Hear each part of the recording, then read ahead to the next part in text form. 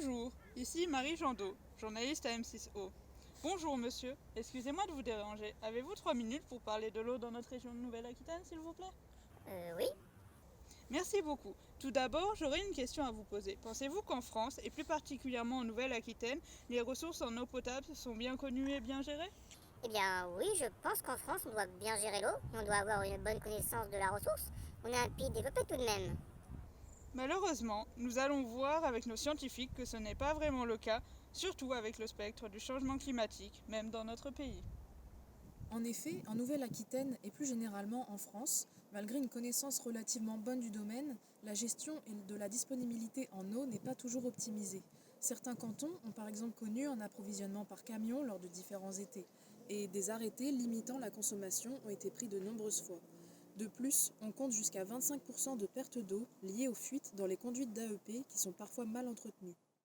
De ce fait, des solutions sont développées pour établir une gestion durable et partagée de la ressource. C'est le principe du mix hydrique, avec la mise en commun des connaissances, des avis et des problèmes, ainsi que la liaison entre les différents domaines et acteurs afin de mieux gérer la ressource.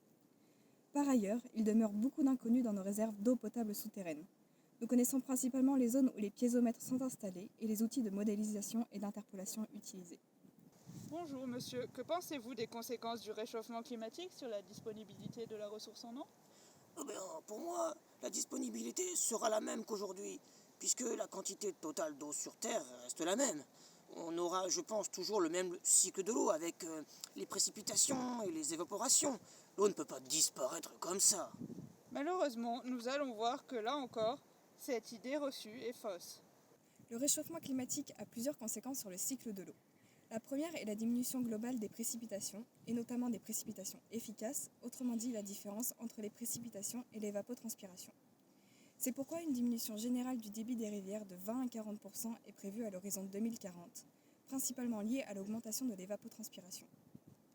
Ces précipitations seront également moins bien réparties au cours de l'année, avec une diminution plus importante en été qu'en hiver. Les problèmes de disponibilité se feront donc ressentir surtout en période estivale, avec des étiages plus longs et plus sévères, et ce au moment où la tension sur la ressource est déjà la plus importante. Une autre conséquence du réchauffement climatique est une augmentation de la température moyenne annuelle. Une augmentation de la consommation d'eau potable est donc à prévoir. Il faut compter plus 1,6% d'eau potable consommée lorsque la température augmente de 1 degré. De manière générale, il ne faut pas oublier que nous soustrayons une partie de l'eau au milieu naturel. La distinction entre prélèvement et consommation est alors importante à faire. Le prélèvement représente la quantité soustraite au milieu à un moment donné, mais qui est restituée. C'est le cas par exemple lorsque nous prenons une douche. A l'inverse, la consommation est la différence entre la quantité prélevée et la quantité restituée au milieu. Une partie de l'eau est bel et bien consommée, et donc non restituée au milieu. Les activités consommatrices sont surtout la production d'énergie, l'industrie, la consommation d'eau potable et l'agriculture, qui consomment en tout 6 milliards de mètres cubes en France. Bonjour madame, pensez-vous que la ressource en eau des nappes profondes soit limitée? Pour ma part, je pense que la quantité d'eau dans nos nappes est illimitée, ou presque. Il doit y avoir beaucoup d'eau. Merci madame. Maintenant, qu'en disent nos scientifiques? Il faut garder en tête que les nappes souterraines sont bien reliées au cycle de l'eau, grâce aux échanges avec les eaux de surface via notamment l'infiltration. En plus d'une baisse des précipitations efficaces, l'assèchement des sols va empêcher une bonne infiltration et va donc limiter la recharge des réservoirs en privilégiant le ruissellement. De plus, les faibles débits des rivières en été vont impliquer une mobilisation plus importante des réservoirs à cette période pour le maintien du débit d'étiage. De manière générale, le niveau piézométrique des nappes tend donc à diminuer. Finalement, il faut savoir qu'une faible partie des prélèvements se fait dans les eaux profondes, de l'ordre de 19% en France.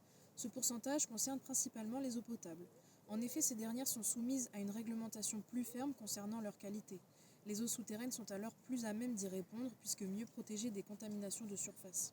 Cela est notamment le cas dans de nombreux départements en Nouvelle-Aquitaine, comme par exemple dans le Limousin, où les alimentations en eau potable se font dans les nappes profondes du socle granitique.